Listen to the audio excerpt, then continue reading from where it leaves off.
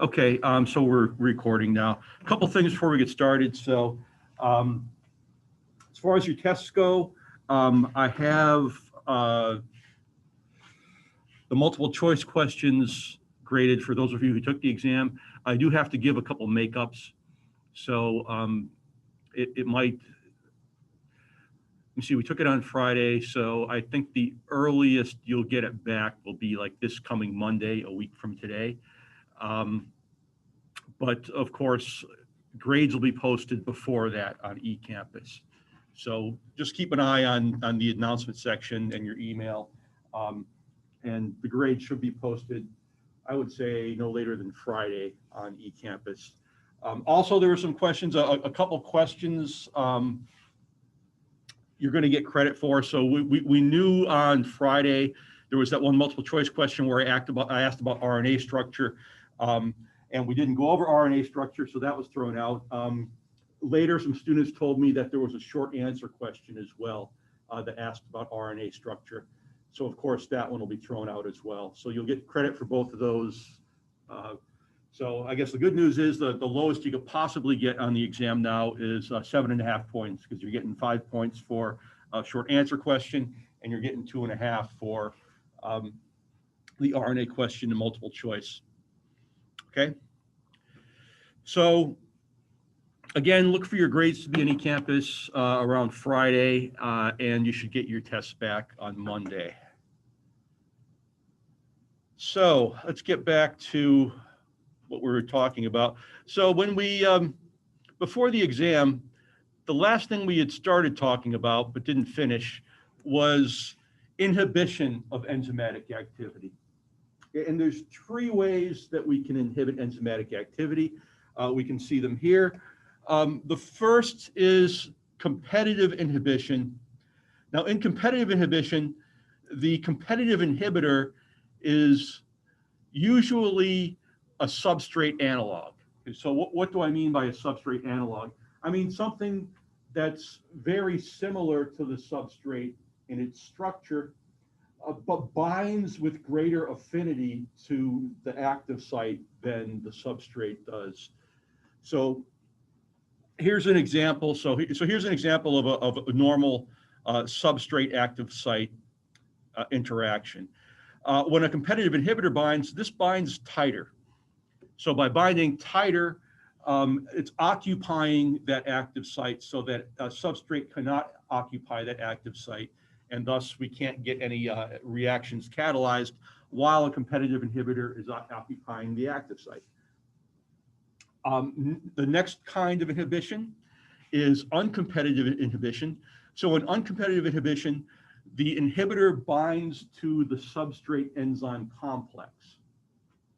So by binding to the enzyme substrate complex, it prevents catalysis. It prevents the substrate from being converted into product and then being released by the enzyme. Okay, so this is another type of inhibition. Finally, the last type, a non-competitive inhibitor, does not prevent the substrate from binding. For example, it's an allosteric inhibitor. Now, this is a strategy that's actually used in order to regulate the activity of a lot of enzymes in your body. Okay, so most enzymes will contain an active site, and in addition to the active site, it'll contain an allosteric site.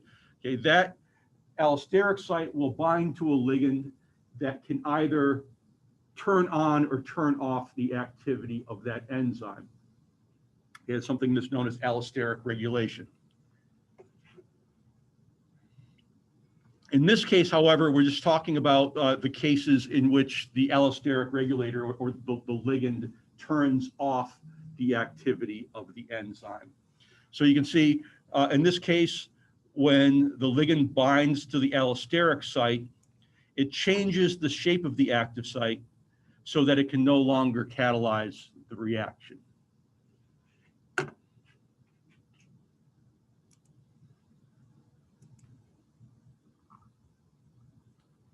Okay, so let's look at how these different types of enzymes now affect the Michaelis-Menten kinetics. So it's best to look at this in terms of the model that Michaelis and Metten used. So in this case, we're going to have to modify the model a little bit for the inhibitor. So we have enzyme over here. Enzyme plus substrate is going to give us enzyme substrate complex, and then that can dissociate into enzyme plus product. Enzyme can also bind to inhibitor. That's going to give us an enzyme inhibitor complex. Okay, now the enzyme inhibitor complex, this is going to, as long as the inhibitor binds that and occupies that active site, it's going to prevent substrate from binding to the active site, so we're not going to get any catalysis. However, substrate can displace the inhibitor, and then we're back here at an enzyme substrate complex again. So one characteristic of competitive inhibition is that it can always be overcome by increasing the substrate concentration. Okay? And we can see that right here. Okay, so by increasing the substrate concentration, there's a greater chance for substrate to displace the inhibitor in the active site here. And it can outcompete, the substrate can outcompete the inhibitor for active sites if the concentration of the substrate is sufficiently high. Okay, so that's one thing to remember about competitive inhibition. It can always be overcome by increasing substrate concentrations.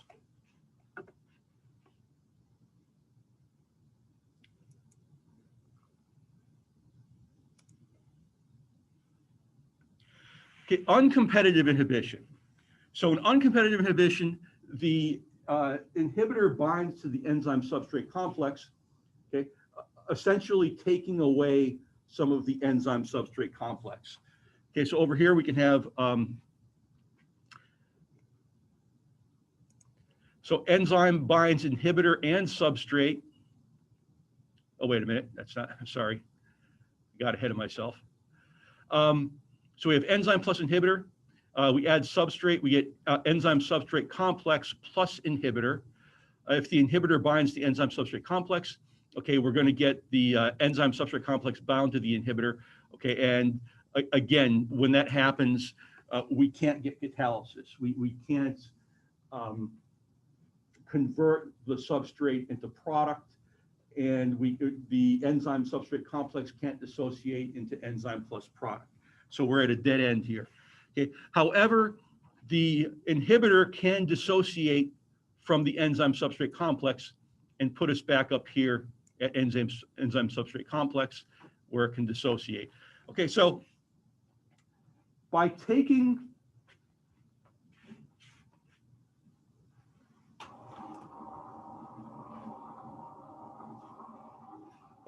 enzyme substrate complex out of that equation, it's going to change the equilibrium so that it's going to favor the rate constants favoring formation of the enzyme substrate complex are going to be favored to try to overcome this. Let me write it on the board so it makes more sense.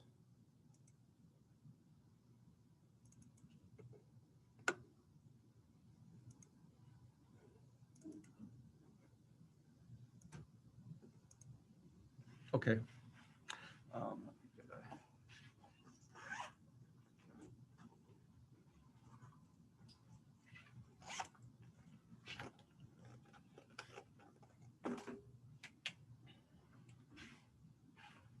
Okay, so if you look at the Michaelis-Menten model,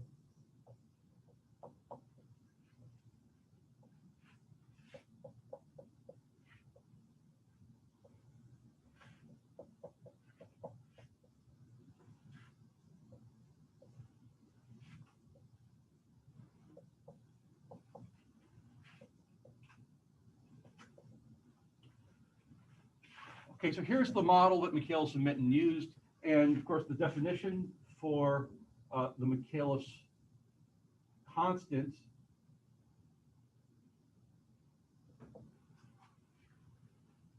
so we have the rates of dissociation of the enzyme substrate complex over the rate of formation of the enzyme substrate complex.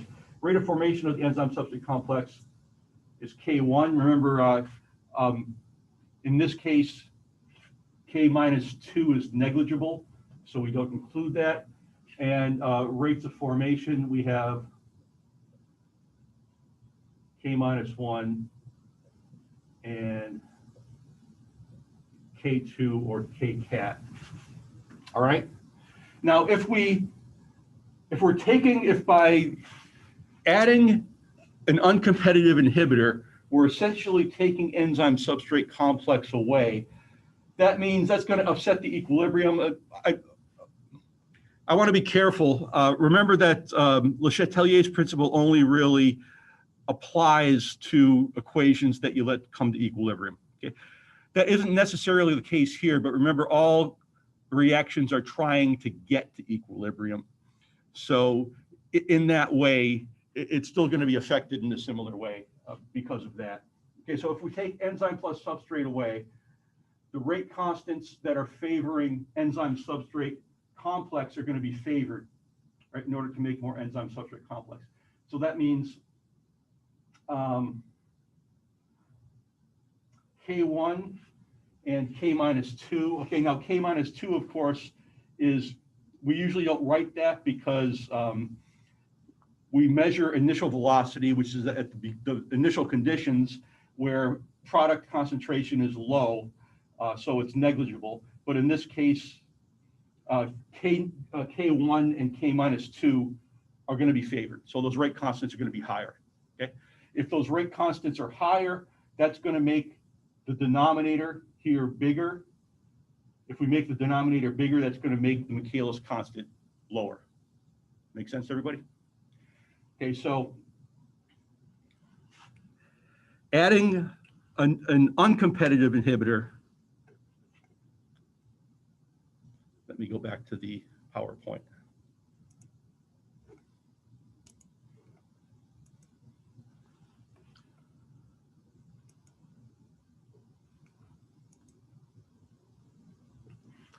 Okay, so adding an uncompetitive inhibitor is going to lower the apparent Michaelis constant.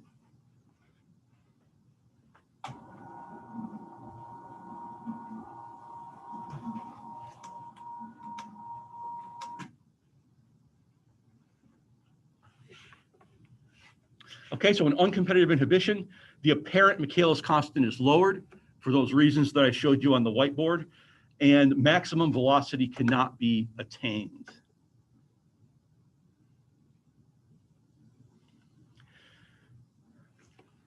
Okay, non-competitive inhibition, Vmax cannot be attained, but the Michaelis constant stays the same.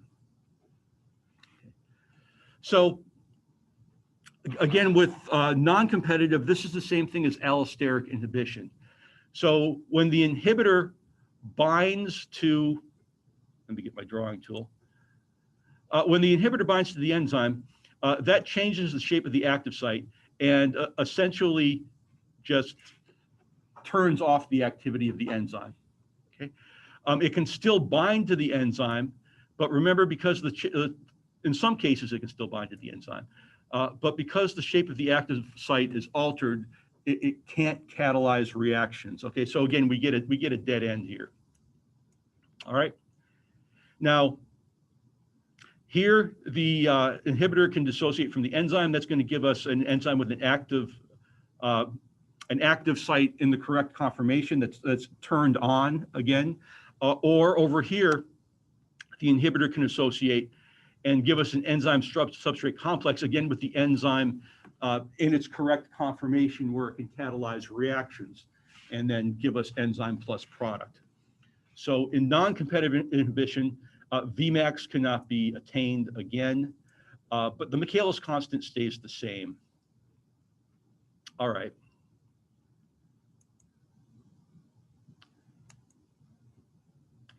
So this becomes, I'm at the end of this PowerPoint, but this becomes a lot more apparent when we look at how inhibition affects the shape of Lineweaver-Burke plots, which is what we're going to look at next.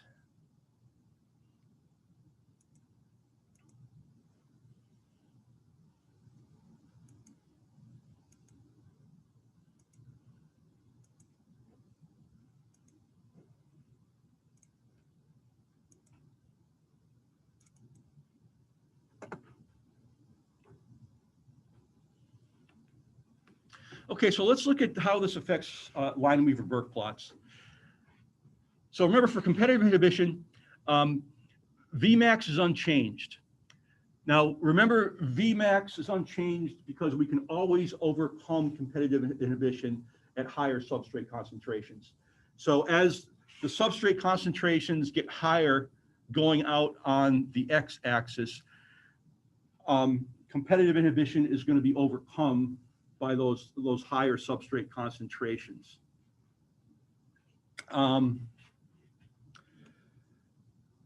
Michaelis constant is increased. And remember that the Michaelis constant, let me get my drawing tool back.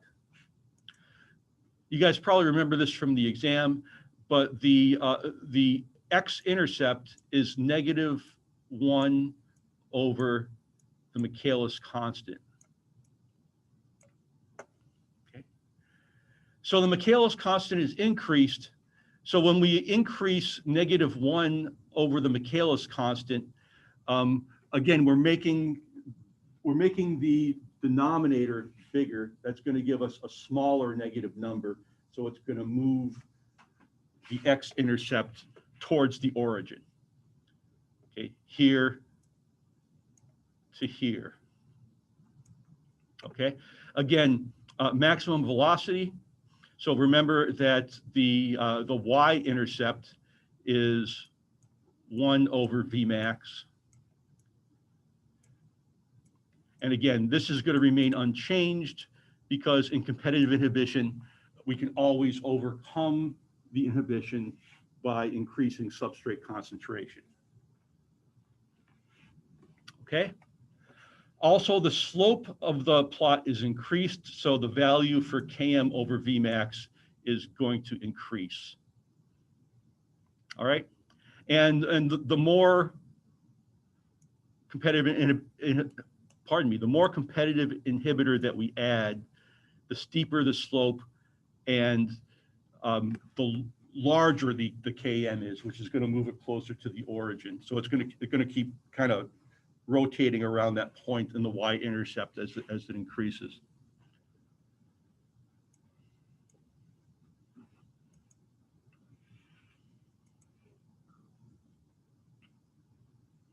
Okay, for uncompetitive inhibition, Vmax is decreased. So remember, for the reasons I showed you on the whiteboard, we're going to get a decrease in the maximum velocity. So again, remember, this is a double reciprocal plot. So when we decrease Vmax, we're decreasing the denominator. And by decreasing the denominator, that's going to give us a larger value. So it's going to shift up. So lower Vmax means a shift up. The Michaelis constant is decreased. So again, if we decrease the value for the value of Km in -1 over Km, that's going to give us a more larger number. So it's going to shift the x-intercept away from the origin. And the slope of the plot is unaffected. So again, as we increase substrate concentration, we're just going to get parallel lines. That's as close as parallel as I can draw with the mouse. But we're going to get parallel lines with the same slope and decreasing Vmax and decreasing Michaelis constant as well.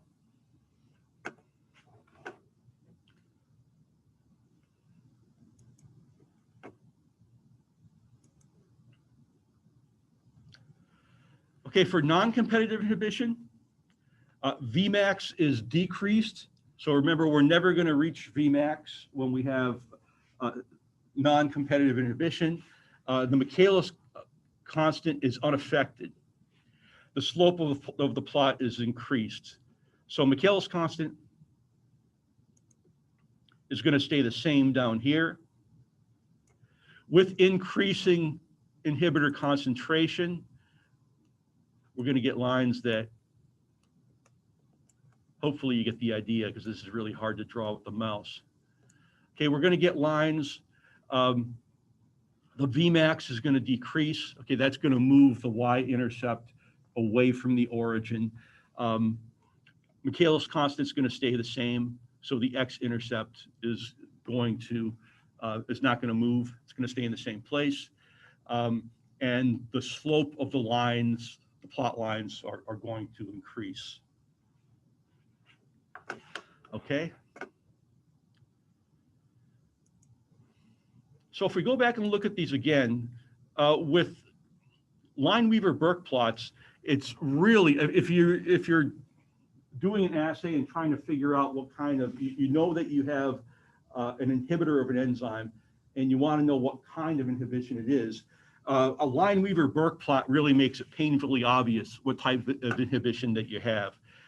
So whether it's competitive inhibition, uncompetitive, non-competitive, the shapes of the graph are going to tell you that story pretty starkly.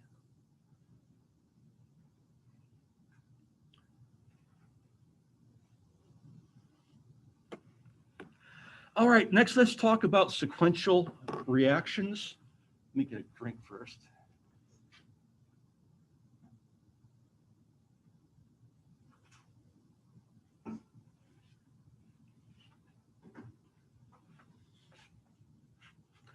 Okay, sequential reactions. So all substrates must bind to the enzyme before product is released. Sequential mechanisms can be ordered or random.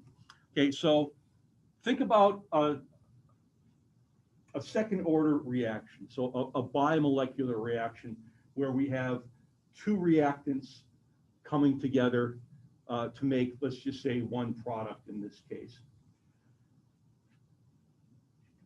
Sometimes the order in which the two reactants bind to the active site makes a difference. Sometimes it doesn't. Okay. In ordered reactions, it makes a difference. So say we have reactant A and reactant B.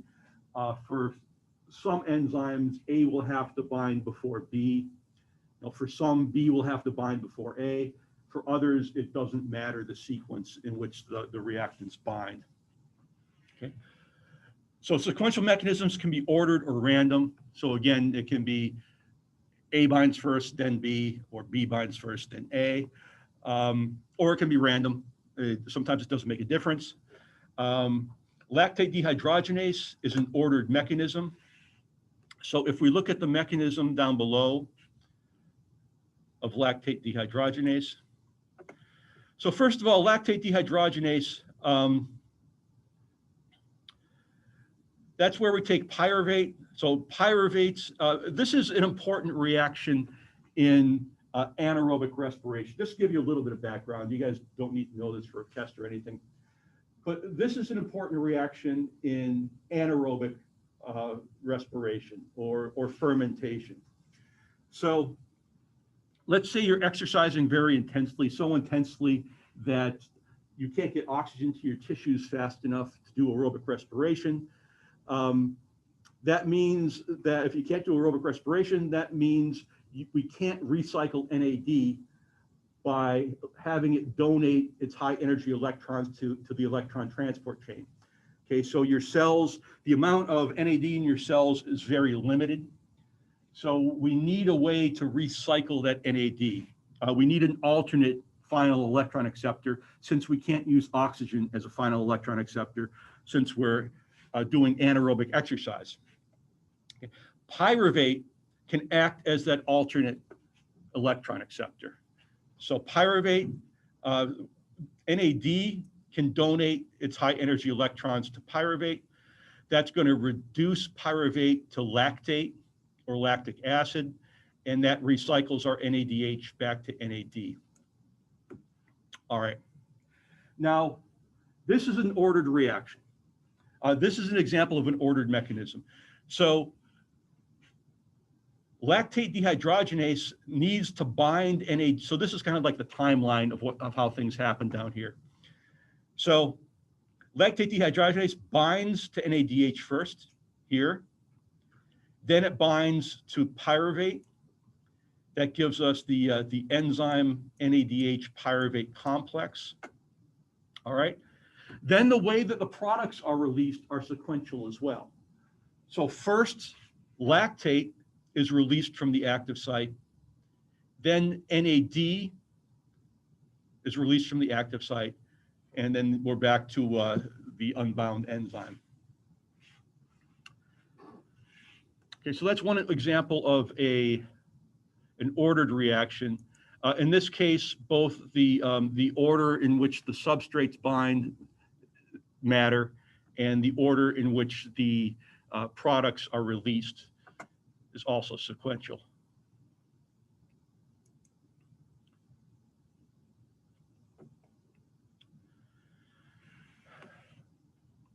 Okay, creatine kinase is another example of a random mechanism. So this is an example of a random mechanism. So let's take a look at how things happen down below. I'm sorry about that.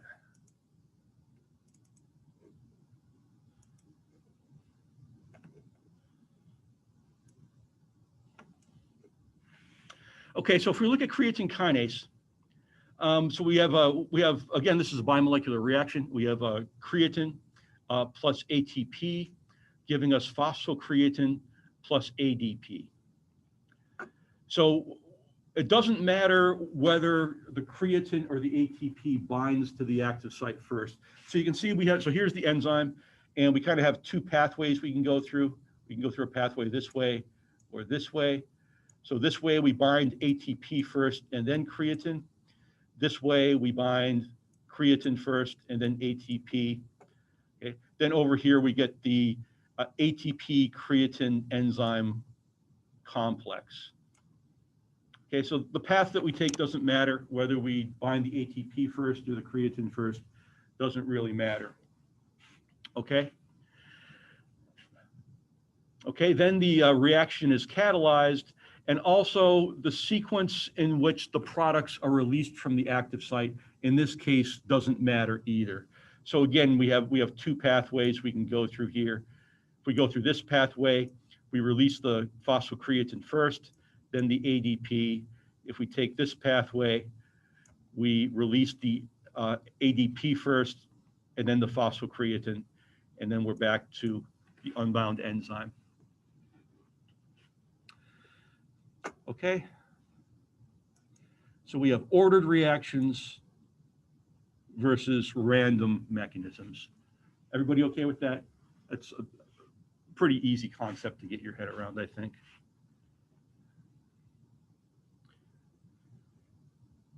Okay, now this is a little bit harder, but I wouldn't be surprised at all if you guys have already gone over this in one of your chemistry courses. We can also have double displacement or ping pong reactions. In double displacement or ping pong reactions, we have what's called ping pong kinetics. Basically, in ping pong kinetics, one enzyme kind of acts like a shuttle mechanism for shuttling a functional group from one molecule to another.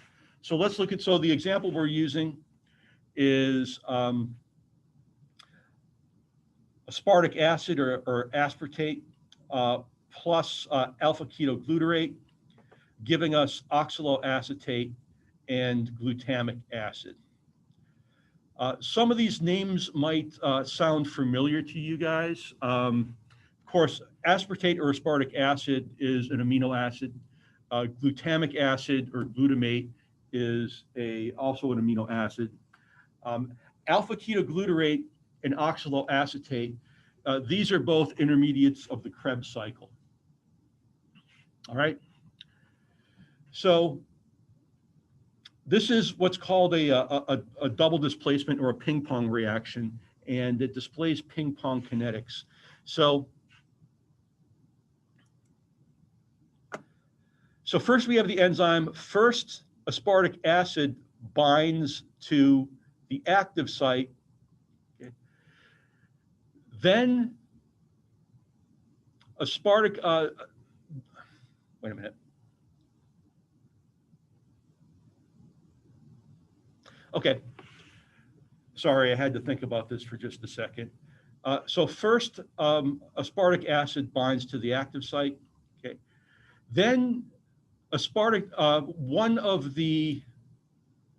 amino group from aspartic acid is transferred to the active site of the enzyme. So we can see that here. Then oxaloacetate is released. So if you look closely, oxaloacetate is basically, if we take this minus the amino group, we get oxaloacetate. So it binds aspartic acid. This amino group is transferred to the enzyme, and then oxaloacetate, which is one of the products, is released. Okay, now we have an enzyme with an amino group covalently attached to the active site. Then alpha-ketoglutarate binds to the active site that has the amino group attached. Okay. Then we catalyze the final reaction. That amino group is going to be transferred to alpha-ketoglutarate, and that's going to give us glutamate. Okay, so it's a ping pong reaction. So the enzyme, so first aspartic acid gives the amino group to the enzyme, then releases the first product, then the enzyme gives the amino group to the next reactant that comes in and releases that product. So that's where the ping pong comes in. So they're kind of, the amino group in this case is kind of like the ping pong ball going between the different enzymes. Does that make sense, everybody? Have you ever covered this in another chemistry course?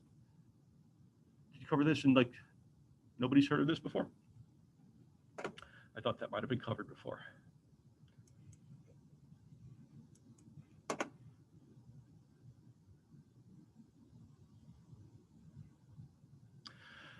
Okay, so mapping the active site.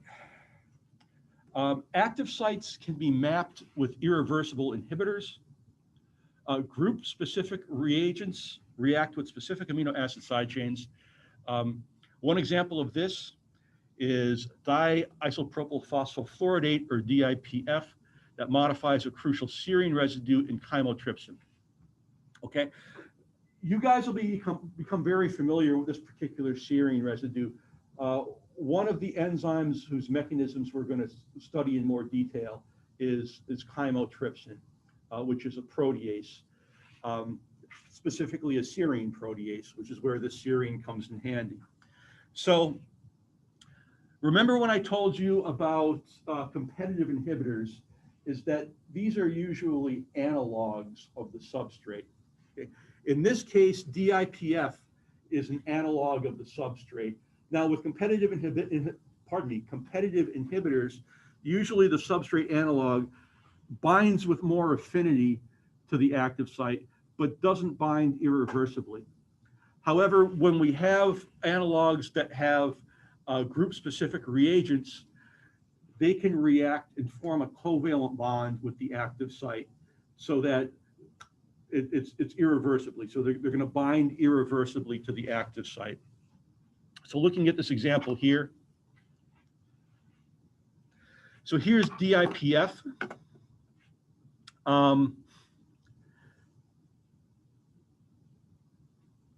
Chymotrypsin is an enzyme that cleaves, it's a protease, so it's an enzyme that cleaves peptide bonds. So this has to be, so we have to have something that sufficiently mimics the active site of chymotrypsin. In this case, we have this activated group here. So this fluorine, okay, this fluorine that's attached to this phosphate here is activated. You know, again, instead of just briefly occupying the active site like the substrate, or occupying it with more affinity the way that a competitive inhibitor does, because of this group-specific reagent, we're going to get a covalent bond between the DIPF and the active site. This can help us to figure out exactly what's going on in the active site. So we'll see later on when we start getting into mechanisms of enzymes, there are some amino acids that are extremely important in catalyzing the reactions. Serine, well, of course, this class of enzymes are called serine proteases, and this particular serine, this is serine 195 of chymotrypsin, is extremely important. One of the ways we learned that that's extremely important is by doing experiments like this experiment with DIPF.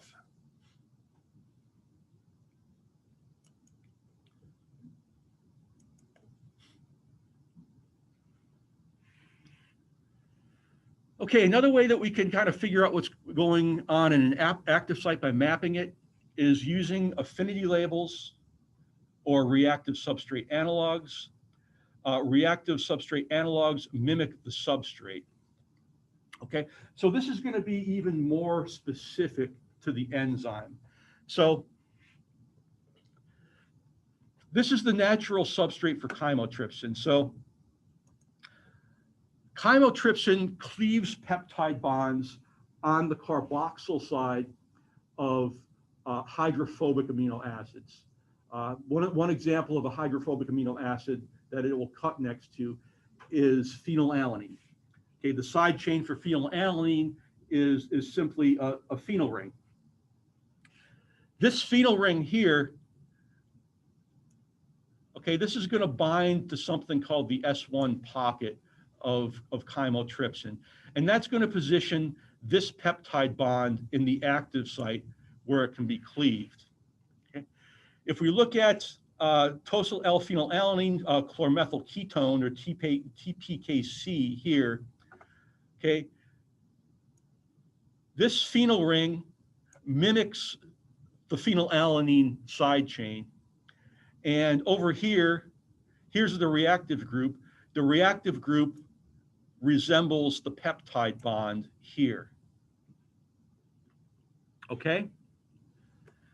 So again, it resembles the substrate close enough that it's going to bind to the active site. Only in this case, when we add TPKC, it's going to bind irreversibly. Okay, this reactive group is going to form a covalent bond with a very important amino acid in the active site. In this case, the important amino acid is histidine 57. Okay. So in the first experiment, we used a specific reactive group in order to figure out that serine 195 is an important amino acid in chymotrypsin. And we can use this reactive substrate analog.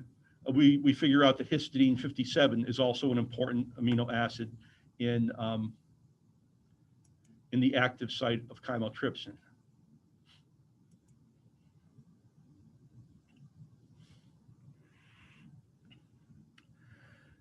All right, another way that we can map the active site is using something called suicide inhibitors. Suicide inhibitors are modified substrates. These are the most specific method of modifying an active site. The mechanism of catalysis generates a chemically active intermediate that inactivates the enzyme through covalent modification. Okay, so this is where the suicide part comes in. The enzyme actually catalyzes the reaction that inactivates it. That's why these are called suicide inhibitors. Okay, so in this case, what's the example we're looking at here? So a flavin prosthetic group, this would be from the coenzyme FAD.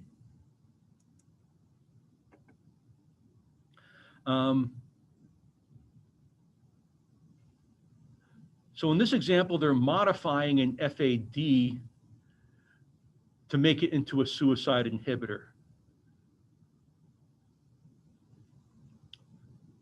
Okay, so FAD, again, FAD is a very common coenzyme. We see it in metabolism a lot. So you guys probably remember this from general biology. So FAD can be reduced to FADH2.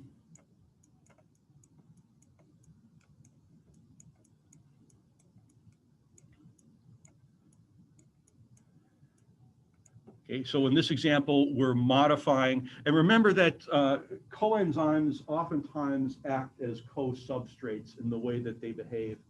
So they actually bind briefly to the enzyme, and then under normal circumstances are released. We can modify them in this way so that they're suicide inhibitors.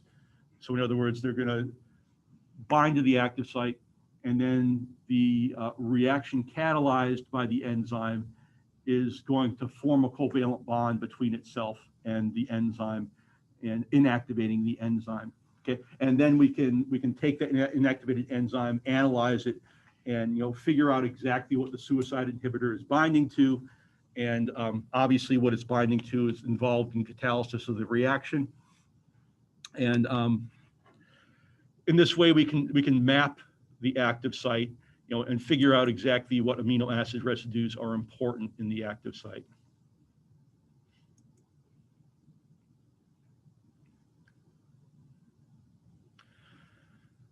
Okay, that takes us to the end of, actually that takes us to the end of all the chapter 8 PowerPoints. Anybody have any questions on anything we covered today? No. All right, well, I haven't posted the chapter 9 PowerPoints on eCampus yet. And with what we have like 7 minutes left, by the time I get these posted and we start going over them, it will be pretty much out of time. So why don't we go ahead and stop here for today. Again, just to recap the announcements I made at the beginning, watch for your grades to be posted probably Friday. I'm planning on getting your test back to you Monday. I am aware of those 2 questions that were on RNA, that we didn't cover RNA, so you'll get credit for those. And that's about it. So I'll see you guys Wednesday morning. And if there's no questions from the people joining by Zoom, I am going to end the meeting here.